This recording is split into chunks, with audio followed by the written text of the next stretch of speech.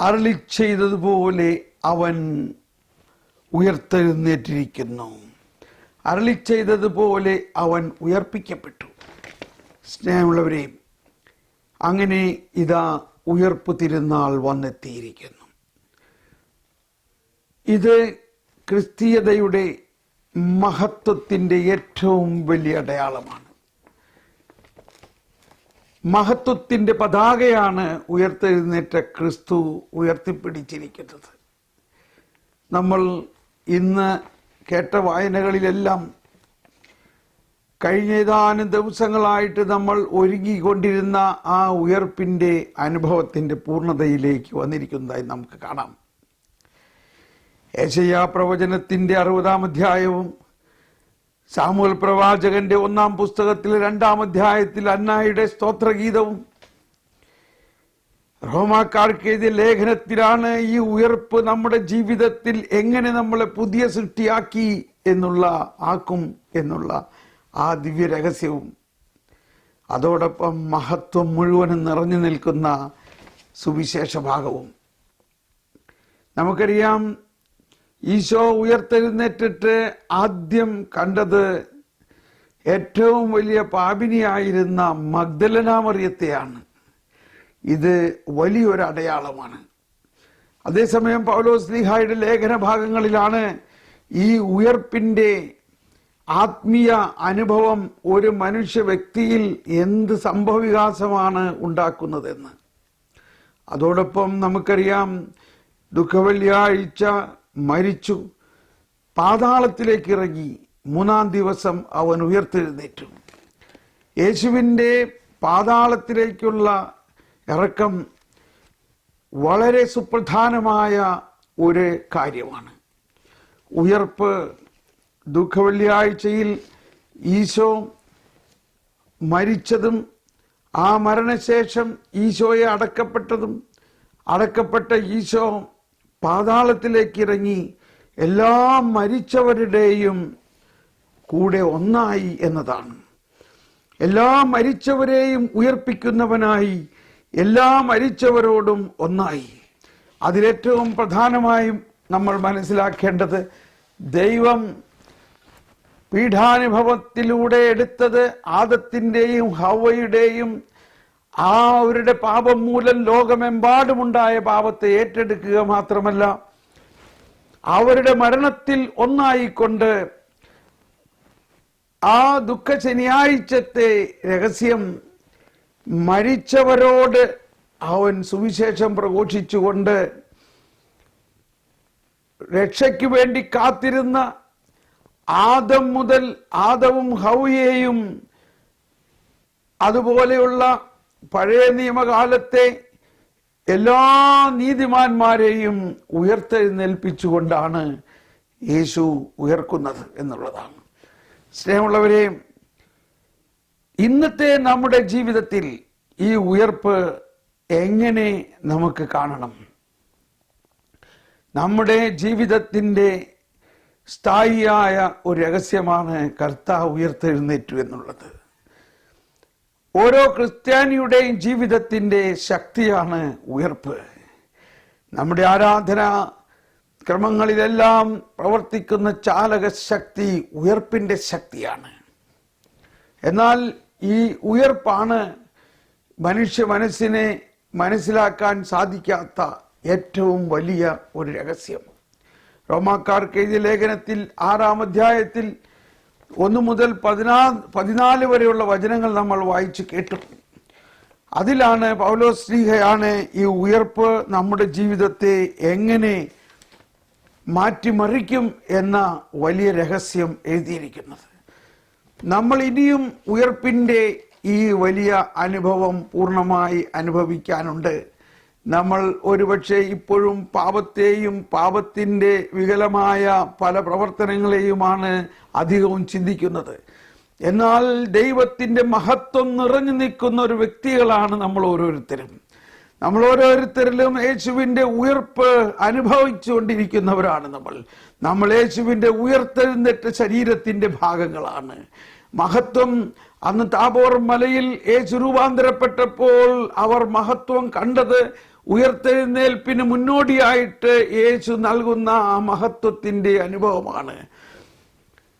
യെശയ്യായിൽ നമ്മൾ കേട്ടു, ഇതാ മഹത്വം, ദൈവത്തിന്റെ മഹത്വം അവിടെ ഉണർന്ന് പ്രശോഭിക്കുക, നിന്റെ പ്രകാശം വന്ന് ചേർന്നിരിക്കുന്നു, കർത്താവിന്റെ മഹത്വം നിന്റെ മേൽ ഉദിച്ചിരിക്കുന്നു.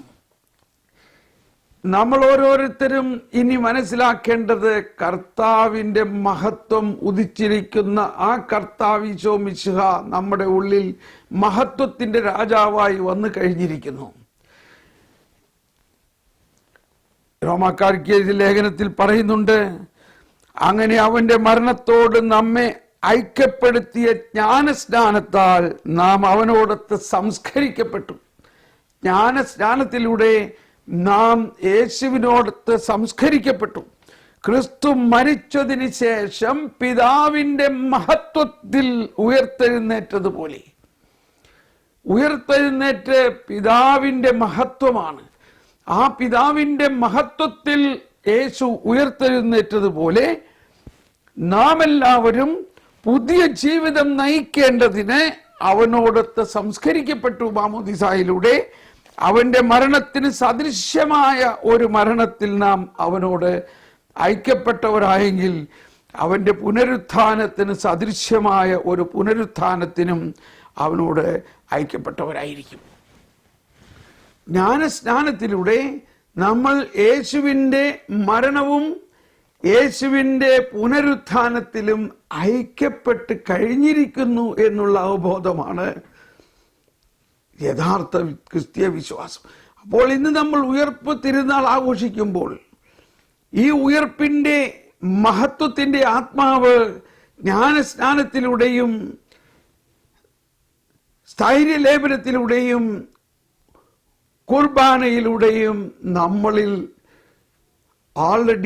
നമ്മളിൽ ഇപ്പോൾ തന്നെ പ്രവർത്തിച്ചുകൊണ്ടിരിക്കുന്നു എന്നുള്ള ഒരു രഹസ്യം നമ്മൾ മനസ്സിലാക്കണം. അതുകൊണ്ടാണ് കുർബാനയിൽ നമ്മൾ സർവജ്ഞനായ ഭരണകർത്താവും, അതാണ് ആ സ്തോത്രഗീതത്തിൽ അന്ന പാടുന്നത്, അങ്ങ് സർവജ്ഞനാണ്, അങ്ങ് പാതാളത്തിലേക്ക് ഇറക്കുകയും പാതാളത്തിൽ നിന്ന് എടുക്കുകയും ചെയ്യുന്നവരാണ്, അങ്ങ് സർവാധിപനാണ്. ആ സർവാധിപനും സർവജ്ഞനുമായ കർത്താവിൻ്റെ ശക്തിയാണ് ഈ ഉയർപ്പ്. ആ ശക്തിയിൽ നമ്മൾ വിശ്വസിക്കണം. സർവജ്ഞനായ ഭരണകർത്താവും അങ്ങയുടെ ഭവനത്തിൽ വസിക്കുന്നവരുടെ വിസ്മയനീയനായ പരിപാലകനും. സർവാധിപനാം കർത്താവേ എന്ന് ആലപിച്ചു കഴിഞ്ഞിട്ടുള്ള പ്രാർത്ഥന ഇതാണ്: കർത്താവേ, അങ്ങ് സത്യമായി ഞങ്ങളുടെ ശരീരങ്ങളെ ഉയർപ്പിക്കുന്നവനും ആത്മാക്കളെ രക്ഷിക്കുന്നവനും ജീവനെ നിത്യം പരിപാലിക്കുന്നവനുമാണ്. നമ്മളുടെ ശരീരത്തിൻ്റെ ഉയർപ്പാണ് നമ്മുടെ വിശ്വാസ പ്രമാണത്തിൻ്റെ ഏറ്റവും ശക്തമായ പ്രഖ്യാപനം. വിശ്വാസ പ്രമാണത്തിൻ്റെ അവസാനത്തിൽ നമ്മൾ പ്രഖ്യാപിക്കുന്നു, ശരീരത്തിൻ്റെ ഉയർപ്പിലും നിത്യമായ ജീവിതത്തിലും ഞാൻ വിശ്വസിക്കുന്നു.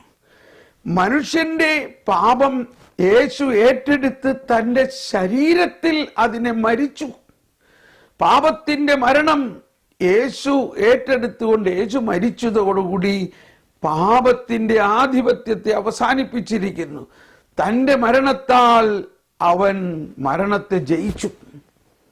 By his death he conquered death. By his raising he restored life. തൻ്റെ മരണത്താൽ യേശു മരണത്തെ കീഴടക്കുകയും തൻ്റെ ഉയർപ്പിനാൽ യേശു ഒരു പുതിയ ജീവൻ നൽകുകയും ചെയ്തു. ഇനിമേൽ നമ്മൾ മരണത്തിൻ്റെ ആധിപത്യത്തിന് കീഴിലല്ല, കൃപയുടെ ആധിപത്യത്തിന് കീഴിലാണ്. യേശുക്രിസ്തുവിൻ്റെ ഉത്ഥാനത്തിൻ്റെ ശക്തിയാണ് പരിശുദ്ധാത്മാവിലൂടെ പെന്തക്കോസ്താ ദിവസം നമുക്ക് നൽകുന്നത്. ഇത് നമ്മൾ ആ ഉത്ഥാനത്തിൽ വിശ്വസിക്കുമ്പോൾ, ഉത്ഥിതനായ യേശുവിൽ വിശ്വസിക്കുമ്പോൾ നമ്മൾ മനസ്സിലാക്കേണ്ട ചില കാര്യങ്ങൾ ഇതാണ്. ഉത്ഥിതനായ യേശു അപ്പസ്തോലന്മാരുടെ മധ്യേ വന്നുകൊണ്ട് പറഞ്ഞു, അവരുടെ മേൽ നിശ്വസിച്ചുകൊണ്ട് പറഞ്ഞു, നിങ്ങൾ പരിശുദ്ധാത്മാവിനെ സ്വീകരിക്കുവിൻ. പിതാവ് എന്നെ അയച്ച പോലെ ഞാൻ നിങ്ങളെ അയക്കുന്നു. നിങ്ങളാരുടെ പാപം ക്ഷമിക്കുന്നുവോ അത് ക്ഷമിക്കപ്പെട്ടിരിക്കും. സ്നേഹമുള്ളവരെ, പഴയ നിയമത്തിൽ പാപം ക്ഷമിക്കാൻ യാതൊരു അധികാരവും കൊടുക്കപ്പെട്ടിരുന്നില്ല. എന്നാൽ പുതിയ നിയമത്തിൽ യേശു എല്ലാവർക്കും മറ്റുള്ളവരുടെ പാപം, അവരോട് ചെയ്ത പാപം ക്ഷമിക്കാൻ അധികാരം കൊടുക്കുകയും അങ്ങനെ നിങ്ങളത് ക്ഷമിച്ചാൽ മാത്രമേ നിങ്ങളുടെ പാപങ്ങൾ ക്ഷമിക്കപ്പെടുകയുള്ളൂ എന്ന് ഉത്ബോധിപ്പിക്കുകയും ചെയ്തു. അങ്ങനെ പാപം ക്ഷമിക്കാനുള്ള അധികാരമാണ് പരിശുദ്ധാത്മാവിലൂടെ ഉയർപ്പിന് ശേഷം ഈശോ നമുക്ക് നൽകുന്നത്. എന്നെ പിതാവ് അയച്ച പോലെ ഞാൻ നിങ്ങളെ അയക്കുന്നു. പിതാവ് യേശുവിനെ അയച്ചത് ദൈവത്തിന്റെ മഹത്വം നിറഞ്ഞ ശരീരത്തോടു കൂടിയാണ്. അതുകൊണ്ടാണ് യോഹന്നാന്റെ സുവിശേഷത്തിൽ 1-ാം അധ്യായം 14-ാമത്തെ വചനത്തിൽ പറയുന്നത്, വചനം മാംസമായി നമ്മുടെ ഇടയിൽ വസിച്ചു, അവന്റെ മഹത്വം നമ്മൾ ദർശിച്ചു. ഈ ഉയർത്തെഴുന്നേറ്റ കർത്താവിന്റെ ശരീരം വചനം മാംസമായി ഉണ്ടായ ശരീരമാണ്. വചനവും ആത്മാവും കൂടി ചേർന്നുണ്ടായ ആ ശരീരത്തിൽ മനുഷ്യന്റെ പാപത്തെ ഏറ്റെടുത്തുകൊണ്ട് ആ പാപത്തിന് പരിഹാര ബലി അർപ്പിച്ച് ആ മരണവും ശാപവും പാപവും നിറഞ്ഞ ശരീരത്തെ അടക്കപ്പെട്ട് 3-ാം ദിവസം, 4 ദിവസം ആയില്ല, 4 ദിവസമായാൽ ശരീരം ജീർണിക്കും. അതാണ് സങ്കീർത്തനത്തിൽ പറയുന്നത്, എൻ്റെ നീതിമാൻ ജീർണിക്കാൻ ഞാൻ അനുവദിക്കുകയില്ല. യേശു മനുഷ്യൻ മാത്രമല്ല, ദൈവമാണ്. അങ്ങനെ ദൈവമനുഷ്യനായ ആ യേശുവിൻ്റെ ശരീരം ജീർണിക്കില്ല. അങ്ങനെ ജീർണിക്കുന്നതിന് മുമ്പ് തന്നെ ആ ശരീരത്തെ ഉയർപ്പിച്ചു. അതാണ് 3-ാം ദിവസം ഉയർത്തെഴുന്നേൽക്കൂ എന്ന് പറയുന്നതിൻ്റെ അർത്ഥം. 3-ാം ദിവസത്തിന്റെ പ്രത്യേകത, ഒരു മനുഷ്യൻ മരിച്ചാൽ 3 ദിവസം കഴിഞ്ഞാലാണ് ശരീരം ജീർണിക്കുകയുള്ളൂ. ലാസർ മരിച്ചു, 4-ാം ദിവസമാണ് യേശു അവിടേക്ക് വന്നത്.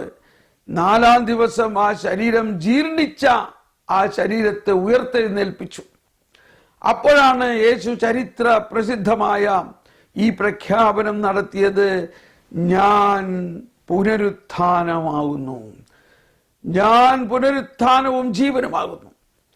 ആ പുനരുത്ഥാനവും ജീവനും അന്ത്യദിനത്തിൽ നൽകാനിരിക്കുന്ന പുനരുത്ഥാനം ഇതാ ഇപ്പോൾ തന്നെ നമുക്ക് നൽകപ്പെട്ടിരിക്കുന്നത് യേശുവിന്റെ പുനരുത്ഥാനത്തിൽ നമ്മൾ വിശ്വസിക്കുന്നതിലൂടെയാണ്.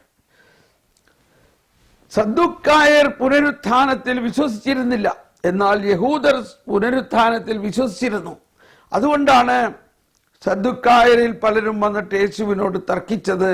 ഒരുവൻ മരിച്ചപ്പോൾ അവൻ്റെ ഭാര്യ അല്ലെങ്കിൽ ഒരു സ്ത്രീ 7 പേരുടെ ഭർത്താവായിരുന്നു, അവൾ ഉയർത്തെഴുന്നേൽക്കുമ്പോൾ അവൾ ആരുടെ ഭാര്യയായിരിക്കും? അതിന് കർത്താവ് പറഞ്ഞു, ദൈവം മരിച്ചവരുടെ ദൈവമല്ല, അബ്രാഹത്തിന്റെയും ഇസഹാക്കിന്റെയും ദൈവം എന്ന് പറഞ്ഞു, ജീവിക്കുന്നവരുടെ ദൈവമാണ്.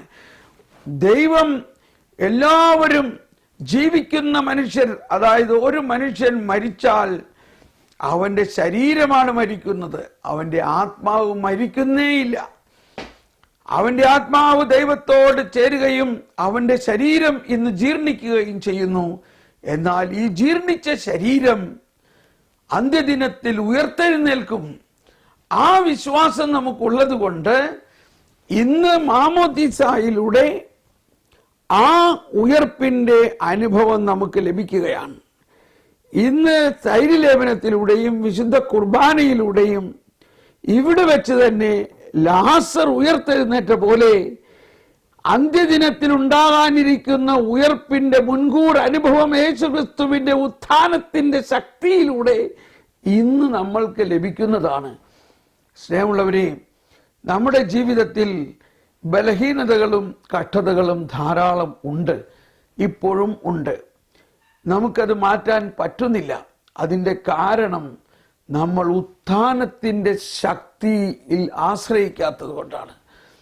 നമ്മൾ ഉത്ഥാനത്തിൻ്റെ ശക്തിയിൽ ആശ്രയിക്കുമ്പോഴും ഉത്ഥിതന്റെ ശക്തി നമ്മളിൽ ഒഴുകുകയാണെങ്കിൽ നമ്മളിൽ ഇപ്പോൾ തന്നെ നമ്മളുടെ ആസക്തികൾ നിറഞ്ഞ ജഡിക മനുഷ്യനെ പൂർണ്ണമായിട്ട് നിഗണിക്കാൻ സാധിക്കും എന്നതാണ് റോമാക്കാർക്ക് എഴുതിയ ലേഖനത്തിൽ 8-ാം അധ്യായത്തിൽ 11 മുതലുള്ള വാക്യങ്ങളിൽ പറയുന്നത്, യേശുവിനെ മരിച്ചവരിൽ നിന്നും ഉയർപ്പിച്ചവന്റെ ആത്മാവ് നിങ്ങളിൽ വസിക്കുന്നുണ്ടെങ്കിൽ, യേശുക്രിസ്തുവിനെ മരിച്ചവരിൽ നിന്ന് ഉയർപ്പിച്ചവൻ നിങ്ങളിൽ വസിക്കുന്ന തന്റെ ആത്മാവിലൂടെ നിങ്ങളുടെ മർത്യ ശരീരങ്ങൾക്ക് പുതുജീവൻ നൽകും. സ്നേഹമുള്ളവരെ, യേശുവിനെ ഉയർപ്പിച്ചവന്റെ ആത്മാവ് നിങ്ങളിൽ വസിക്കുന്നുണ്ടെങ്കിൽ, ഒരു ക്രിസ്ത്യാനി എന്നവൻ ഉയർത്തെഴുന്നേറ്റ യേശുവിന്റെ ആത്മാവിനാൽ നിറഞ്ഞവനാണ്, ഉയർപ്പിച്ച ആത്മാവിനാൽ നിറഞ്ഞവനാണ്. യേശുവിനെ മരിച്ചവരിൽ നിന്നും ഉയർപ്പിച്ചവന്റെ ആത്മാവ് നിങ്ങളിൽ വസിക്കുന്നുണ്ടെങ്കിൽ, ഉണ്ടോ?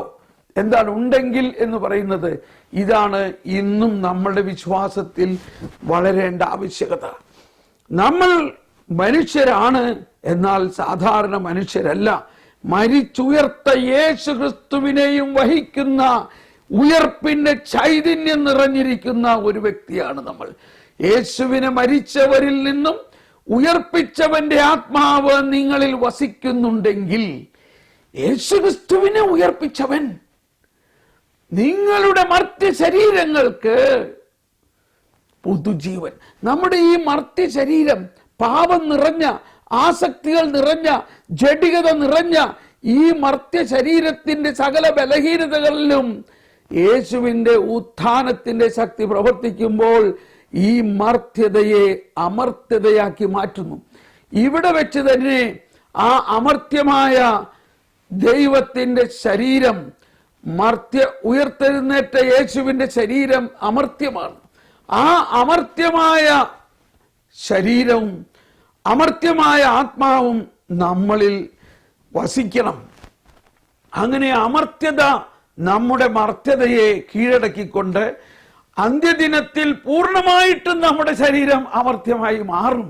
എന്നാൽ ഇവിടെ വെച്ച് നമ്മുടെ ശരീരം യേശുവിന്റെ ഉത്ഥാനത്തിന്റെ ശക്തിയിലൂടെ ആ ഒരു മുൻകൂർ അനുഭവത്തിലേക്ക് കടന്നു പോകുന്നു. കാറ്റഗിസത്തിൽ 1002-ാമത്തെ ഖണ്ഡികയിൽ പറയുകയാണ്, അന്ത്യദിനത്തിൽ നാം ഉയർത്തെഴുന്നേൽക്കും എന്നത് സത്യമാണെങ്കിൽ പരിശുദ്ധാത്മാവിന്റെ പ്രവർത്തനത്തിലൂടെ ഇപ്പോൾ തന്നെ നമ്മൾ ആ ഉയർപ്പിന്റെ അനുഭവത്തിലാണ് ഇവിടെ ജീവിക്കുമ്പോൾ തന്നെ. അതാണ് കൂദാശകളിലൂടെ നമുക്ക് ലഭിക്കുന്നത്. കൂദാശകളെല്ലാം ഉയർപ്പിന്റെ അനുഭവമാണ് നമുക്ക് നൽകുന്നത്. 7 കൂദാശകളിലും ഉയർപ്പിന്റെ അനുഭവമാണ് നമുക്ക് നൽകുന്നത്. സ്നേഹമുള്ളവരെ, അതുകൊണ്ടാണ് ഈ ഉത്ഥാനത്തിന്റെ ദിവസമാണ് ജ്ഞാനസ്നാനത്തിന്റെ പ്രത്യേകത. പണ്ട് കാലങ്ങളിൽ ഉത്ഥാനം തിരുനാളിന്റെ അന്നാണ് ജ്ഞാനസ്നാനം കൊടുത്തിരുന്നത്. ഇന്ന് എപ്പോ വേണമെങ്കിലും നമുക്ക് ജ്ഞാനസ്നാനം സ്വീകരിക്കാം. എന്നാൽ എപ്പോ സ്വീകരിച്ചാലും ഉത്ഥാനത്തിന്റെ ശക്തിയാണ് ജ്ഞാനസ്നാനത്തിൽ പ്രവർത്തിക്കുന്നത്. ജ്ഞാനസ്നാനത്തിന്റെ പ്രവർത്തനത്തിൽ യേശുക്രിസ്തുവിനോടൊപ്പം നമ്മൾ ഉത്ഥിതനായി കഴിഞ്ഞിരിക്കുന്ന ഒരു അവസ്ഥാവിശേഷമാണ്. അതുകൊണ്ട് സ്നേഹമുള്ളവരെ, ഈ ഉയർപ്പ് തിരുനാളിന്റെ ആഘോഷത്തിൽ ദൈവത്തിന്റെ മഹത്വത്തിൽ നമ്മൾ പങ്കാളികളായിരിക്കുന്നു എന്നും, ഇനി പാപത്തിനോ പാപത്തിന്റെ പരിണത ഫലങ്ങൾക്കോ നമ്മളിൽ യാതൊരു ആധിപത്യവും ഇല്ല. പാപത്തിന്റെയും നിയമത്തിന്റെയും ആധിപത്യത്തിൽ നിന്നും ദൈവത്തിന്റെ രാജ്യത്തിന്റെ കൃപയുടെ ആധിപത്യത്തിലേക്ക് നമ്മൾ വന്നു കഴിഞ്ഞിരിക്കുന്നു. തന്റെ മരണത്താൽ അവൻ മരണത്തെ ജയിച്ചുകൊണ്ട് തന്റെ ഉയർപ്പിനാൽ നമുക്ക് പുതുജീവൻ നൽകിയിരിക്കുന്നു. സ്നേഹമുള്ളവരെ, ഈ പുതുജീവനാണ് പരിശുദ്ധാത്മാവിലൂടെ, അതാണ് വാസ്തവത്തിൽ ആത്മാവിലുള്ള ജീവിതം എന്ന് പറയുന്നത്. ആത്മാവിലുള്ള ജീവിതം എന്ന് പറയുന്നത് ഉയർത്തെഴുന്നേറ്റ കർത്താവിന്റെ ആത്മാവ് മനുഷ്യനിൽ നിറഞ്ഞുകൊണ്ട് അവനെ നയിക്കുന്ന അവസ്ഥയാണ്. അതുകൊണ്ടാണ് ഉയർപ്പ് തിരുനാളിന് ശേഷമുള്ള ദിവസങ്ങളിൽ ഓരോ ദിവസവും നമ്മൾ ഉയർപ്പ് തിരുനാളിന് ശേഷം യേശു ചെയ്ത പ്രത്യേക തരത്തിലുള്ള അത്ഭുതാവഹമായ കാര്യങ്ങളാണ് ധ്യാനിക്കുന്നത്. അതിൽ പ്രത്യേകമായിട്ട് നമ്മൾ കാണുന്നത് ഇതാണ്: യേശു അവരോടൊപ്പം, ഉയർത്തെഴുന്നേറ്റ യേശു അവരോടൊപ്പം സഞ്ചരിച്ചുകൊണ്ട് വചനം വ്യാഖ്യാനിച്ചപ്പോൾ അവർക്ക് ആദ്യം അത് മനസ്സിലായില്ല. എന്നാൽ അവൻ അവരോടൊപ്പം ഭക്ഷണത്തിനിരുന്നു. അപ്പമെടുത്ത് വാഴ്ത്തി മുറിച്ച് അവർക്ക് നൽകിയപ്പോൾ അവരുടെ കണ്ണുകൾ തുറക്കപ്പെട്ടു. അവർ അവന് മനസ്സിലാക്കി. എമ്മാവൂസിലെ ആ ശിഷ്യന്മാർ, ഇതാ അവർ നമുക്കുടനെ ജെറുസലേമിലേക്ക് പോകണം, കർത്താവ് സത്യമായി ഉയർത്തെഴുന്നേറ്റിരിക്കുന്നു. ഇതായിരുന്നു ആദ്യത്തെ പ്രഖ്യാപനം. നമുക്ക് കാണാം, ഉത്ഥാനത്തിന്റെ ഈ അനുഭവം ആദ്യമായി അപ്പസ്തോലന്മാർക്ക് അഥവാ മറിയം മഗ്ദലേനയ്ക്കാണ്, പാപിനിയായ സ്ത്രീയായ ഒരു മറിയം മഗ്ദലേനയാണ് യേശുവിന്റെ ഉത്ഥാനത്തിന്റെ ശക്തി ആദ്യം മനസ്സിലാക്കി കൊടുക്കുകയും അവളോട് ഈശോ പറയാണ്, നീ പോയിട്ട് എൻ്റെ സഹോദരരോട് പറയണം.